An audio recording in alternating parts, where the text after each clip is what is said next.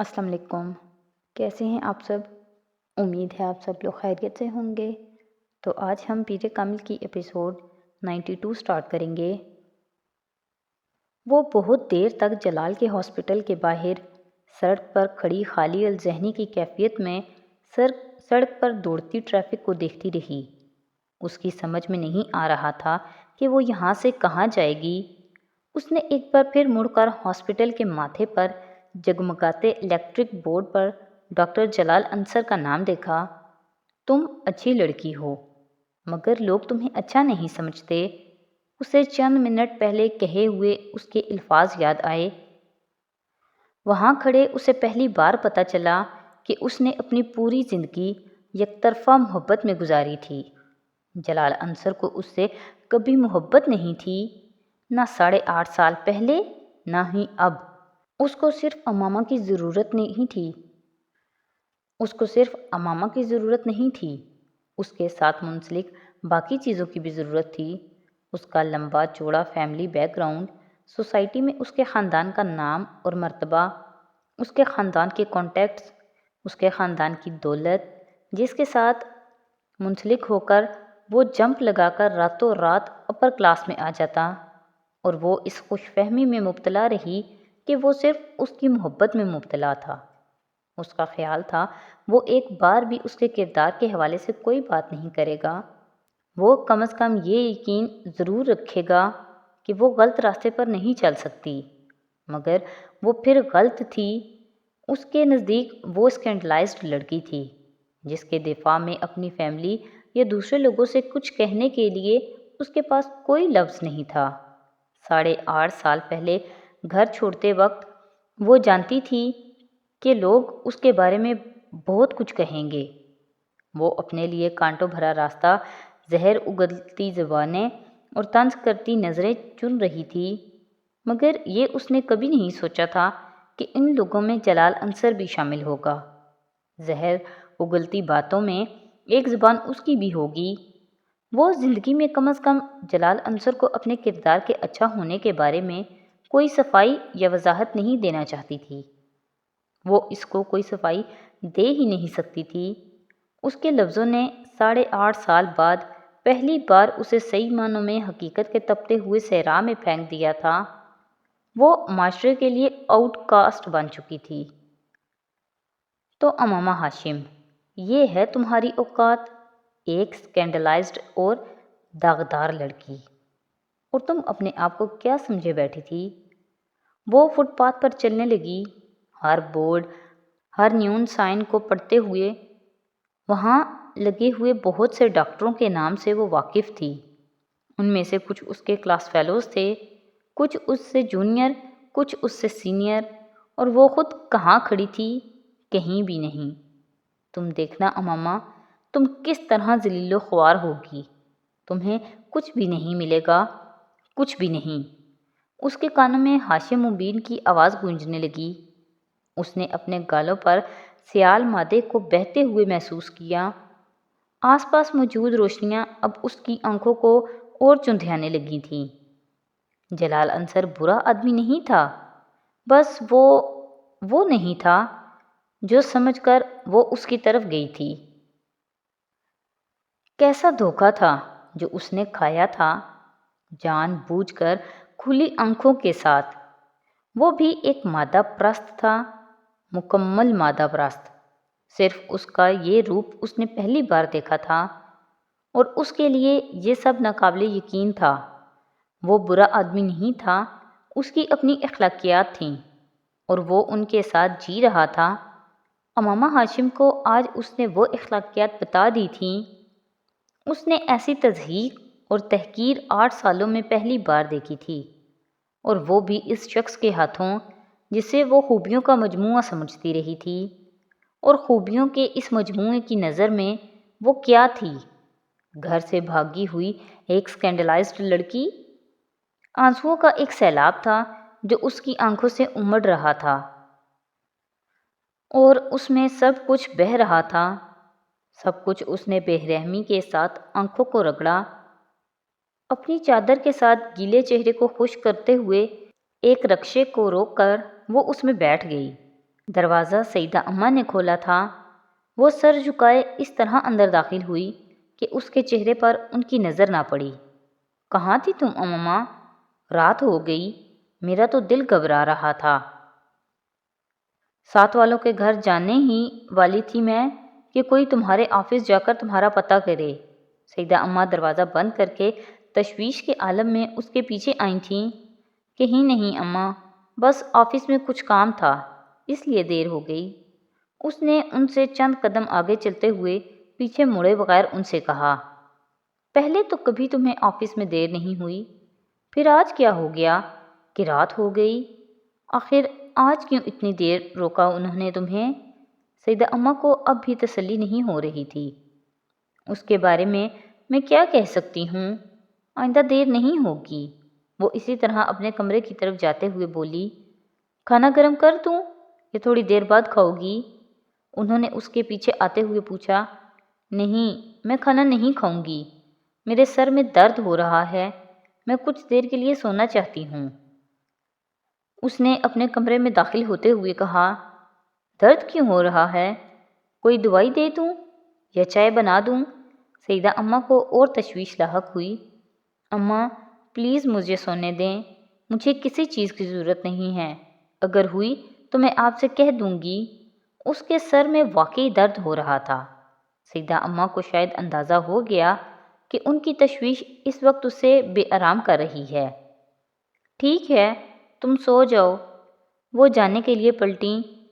امامہ نے اپنے کمرے کی لائٹ آن نہیں کی۔ اس نے اسی طرح اندھیرے میں دروازے کو بند کیا اور اپنے بستر پر آ کر لیٹ گئی۔ اپنا کمبل کھینچ کر اس نے سیدھا لیٹے ہوئے اپنی آنکھوں پر بازو رکھ لیا۔ وہ اس وقت صرف سونا چاہتی تھی۔ وہ کچھ بھی یاد نہیں کرنا چاہتی تھی، نہ جلال انصر سے ہونے والی کچھ دیر پہلے کی گفتگو، نہ ہی کچھ اور۔ وہ رونا بھی نہیں چاہتی تھی، وہ اپنے مستقبل کے بارے میں سوچنا بھی نہیں چاہتی تھی۔ اس کی خواہش پوری ہو گئی تھی۔ اسے نیند کیسے آ گئی یہ وہ نہیں جانتی تھی، مگر وہ بہت گہری نیند سوئی تھی۔ وہ اس سے 3 قدم آگے کھڑا تھا، اتنا قریب کہ وہ ہاتھ بڑھاتی تو اس کا کندھا چھو لیتی۔ وہاں ان دونوں کے علاوہ اور کوئی نہیں تھا۔ وہ اس کے کندھے سے اوپر خانہ کعبہ کے کھلتے ہوئے دروازے کو دیکھ رہی تھی۔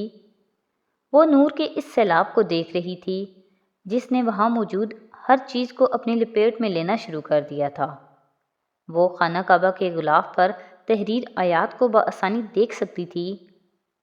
وہ آسمان پر موجود ستاروں کی روشنی کو یک دم بڑھتے ہوئے محسوس کر سکتی تھی۔ ان میں سے آگے کھڑا شخص تلبیہ پڑھ رہا تھا۔ وہاں گونجنے والی واحد آواز اسی کی آواز تھی، خوش الحان آواز۔ اس نے بے اختیار اپنے آپ کو اس کے پیچھے وہی کلمات دہراتے پایا، اسی طرح جس طرح وہ پڑھ رہا تھا، مگر زیر لب پھر وہ اپنی آواز اس کی آواز میں ملانے لگی، اسی کی طرح زیر لب پھر اس کی آواز بلند ہونے لگی۔ پھر اس کو احساس ہوا وہ اپنی آواز اس کی آواز کے ساتھ بلند نہیں کر پا رہی تھی۔ اس نے کوشش ترک کر دی۔ وہ اس کی آواز میں آواز ملاتی رہی۔ خانہ کعبہ کا دروازہ کھل چکا تھا۔ اس نے اس شخص کو آگے بڑھ کر دروازے کے پاس جا کر کھڑے ہوتے دیکھا۔ اس نے اسے ہاتھ آسمان کی طرف اٹھاتے ہوئے دیکھا۔ وہ دعا کر رہا تھا۔ وہ اسے دیکھتی رہی، پھر اس نے ہاتھ نیچے کر لیے۔ وہ اب نیچے بیٹھ کر زمین پر سجدہ کر رہا تھا، کعبے کے دروازے کے سامنے۔ وہ اسے دیکھتی رہی۔ اب وہ کھڑا ہو رہا تھا، وہ پلٹنے والا تھا۔ وہ اس کا چہرہ دیکھنا چاہتی تھی۔ اس کی آواز شناسا تھی، مگر چہرہ دیکھے بغیر وہ اب مڑ رہا تھا۔ وہ یکدم ہڑبڑا کر اٹھ بیٹھی۔ کمرے میں تاریکی تھی۔ چند لمحوں کے لیے اسے لگا وہ وہیں ہو، خانہ کعبہ میں۔ پھر جیسے وہ حقیقت میں واپس آ گئی۔ اس نے اٹھ کر کمرے کی لائٹ آن کر دی اور پھر بیڈ پر آ کر دوبارہ بیٹھ گئی۔ اسے خواب پوری جزیات سمیت یاد تھا، یوں جیسے اس نے کوئی فلم دیکھی ہو۔ مگر اس آدمی کا چہرہ وہ اسے نہیں دیکھ سکی تھی۔ اس کے مڑنے سے پہلے اس کی آنکھ کھل گئی تھی۔ خوشالحان آواز جلال انصر کے سوا کس کی ہو سکتی تھی؟ اس نے سوچا، مگر وہ شخص دراز قد تھا۔ جلال انصر سانولا تھا۔ اس شخص کے احرام میں سے نکلے ہوئے کندھے اور بازوؤں کی رنگت صاف تھی، اور اس کی آواز وہ شناسا تھی۔ وہ یہ پہچان نہیں پا رہی تھی کہ وہ جلال انصر کی آواز تھی یا کسی اور کی۔ خواب بہت عجیب تھا، مگر اس کے سر کا درد غائب ہو چکا تھا اور وہ حیران کن طور پر پرسکون تھی۔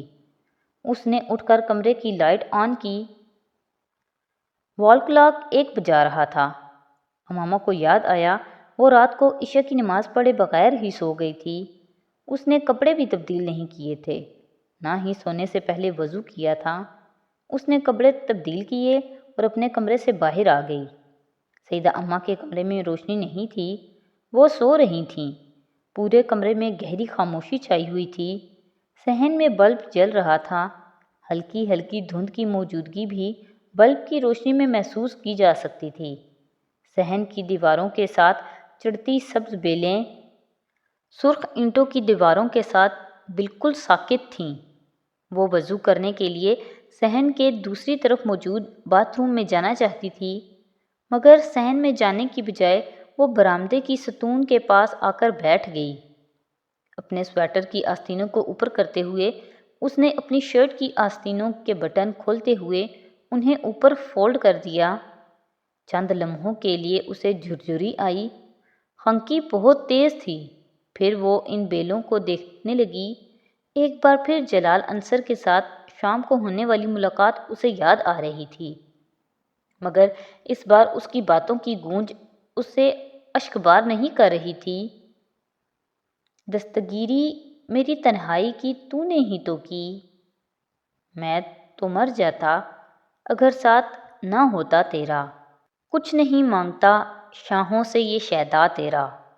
اس کی دولت ہے فقط نقش کف پا تیرا۔ ایک افسردہ سی مسکراہٹ اس کے ہونٹوں پر نمودار ہوئی۔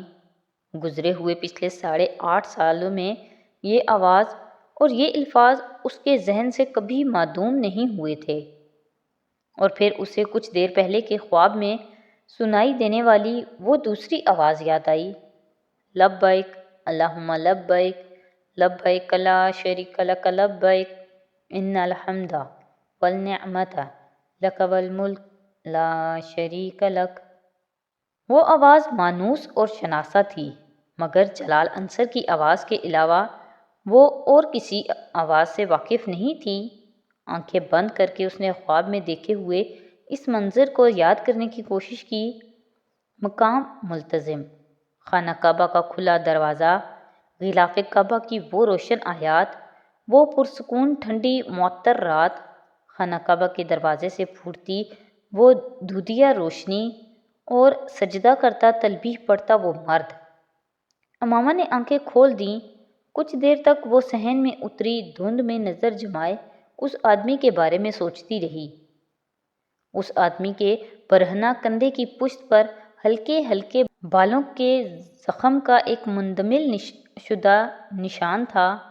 امامہ کو حیرت ہو رہی تھی۔ خواب کی اس طرح کی جزیات اسے پہلے کبھی یاد نہیں رہی تھیں۔